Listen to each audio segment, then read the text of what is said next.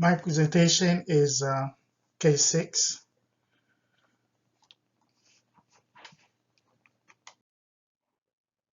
The description of the case. The case relates to a 12-year-old boy, Carl, who reluctantly checked into a psychiatric unit after breaking into a grocery store. He has a long history of bad behavior toward his parents, teachers, and his fellow students. His behaviors have altered his social, academic, and functional progress.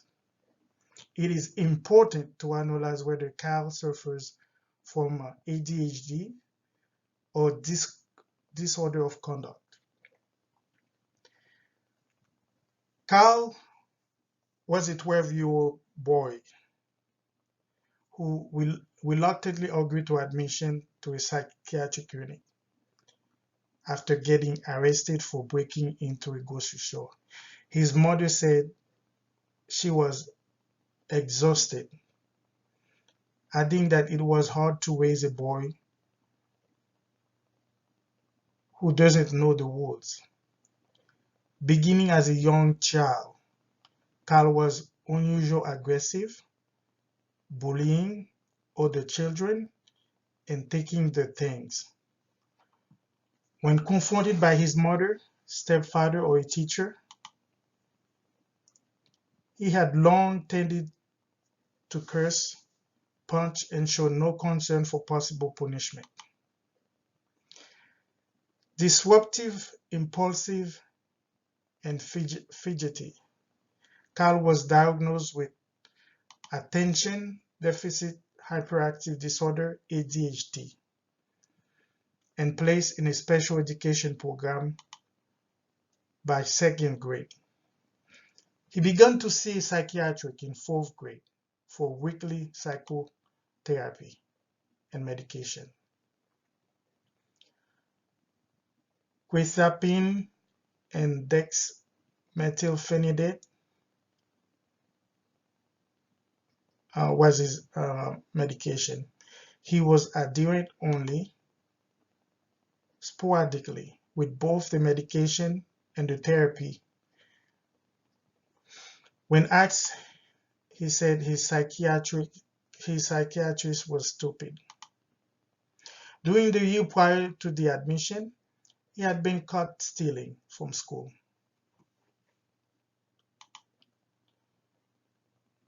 A cell phone, a jacket, a laptop, computer. Disciplined after mugging a classmate for his wallet. And suspended after multiple physical fights with classmates. He has been arrested twice for this behavior. His mother and teachers agree that although he could be charming to strangers, people quickly caught on the fact that he was a con artist. Carl was consistently unremorseful, externalizing of blame, and uninterested in the feeling of others. He was diagnosed as inattentive and uninterested in instruction, and constantly lost his possession. He generally did not do his homework, and when he did, his performance was erratic. When confronted about his poor performance, he tended to say, "And what are you going to do? Shoot me?" Carl, his mother, and his teacher agreed that he was a loner and not well liked by his peers. Carl lived with his mother, stepfather, and 2 younger half-siblings.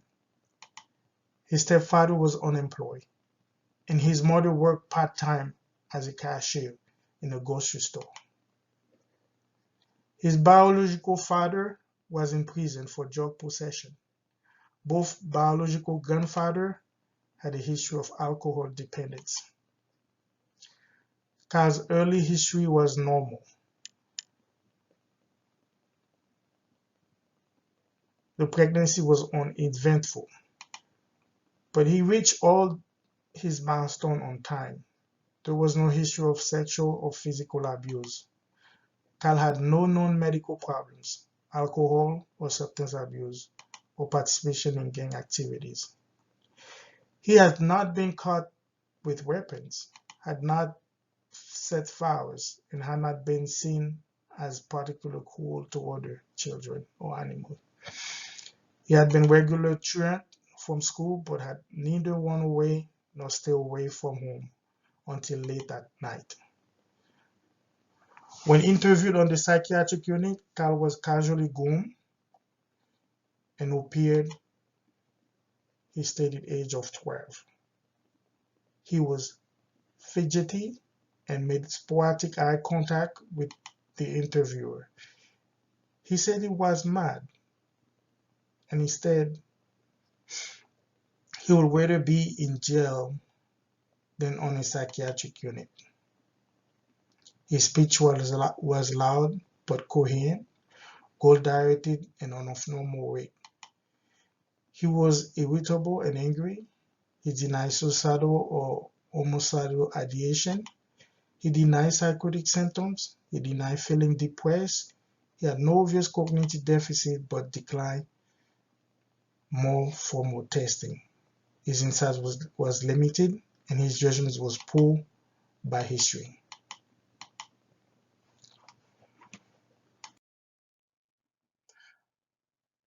My primary diagnosis for Kyle is number one is conduct disorder. Childhood onset type severe with limited prosocial emotion.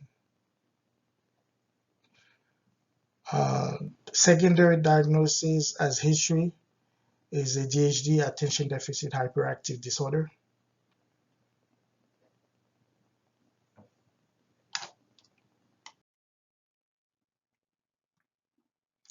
My rationale for diagnosis. Number one, conduct disorder. Kyle has demonstrated a repetitive tendency of infringing the basic right of order. He is aggressive towards animals, people, destroy property, steals, and he constantly breaks the rules. In DSM-5 classification, a person suffers from CD if he exhibits more than 3 behaviors over the last 6 months. Frick, Ray, and Thornton, 2014. The behavior must have been exhibited in the last 12 months, with at least one criterion occurring within the past 6 months. Kyle demonstrated at least 7 of the 15. Unexcused absence, lying, breaking, stealing, fighting, and bullying.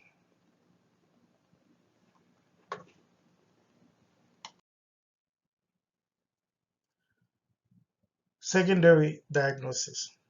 The boy's history depicts comorbid DSM, ADHD. He is inattentive, demonstrates impulsivity, restlessness, and hyperactivity. Further, ADHD correlates with about 20% of persons with CD. Erskine et al. 2016. Both disorders are quite distinct with the same pathological of impulsivity.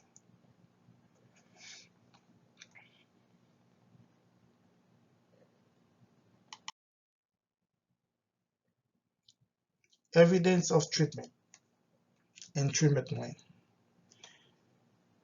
Conduct disorder. It is important to control conduct disorder by applying a multimodal treatment approach.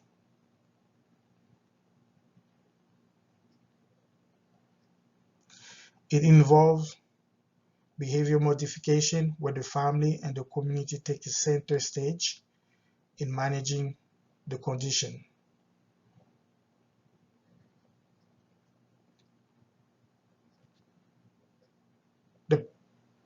In addition, the parent should undergo parent management training, in which parents learn to set limits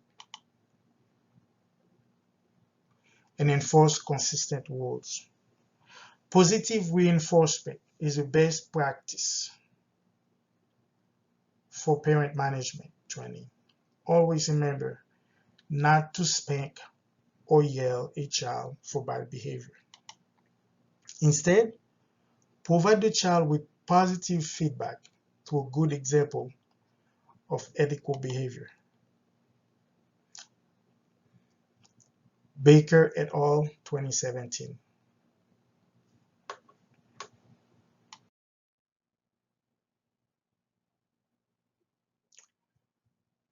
Secondary diagnosis is the ADHD.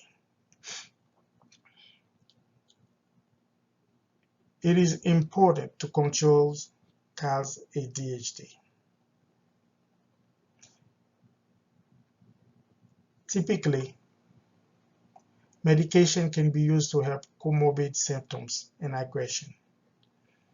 For example, SSRIs, guanfacine, propanol, mood stabilizers, antipsychotic are important in controlling comorbid symptoms and aggression.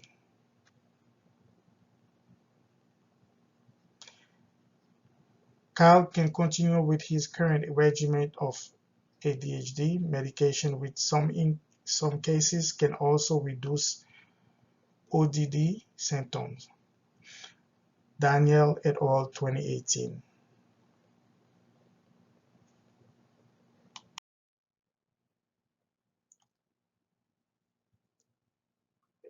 Here are the list of my references, and this is the end of my presentation.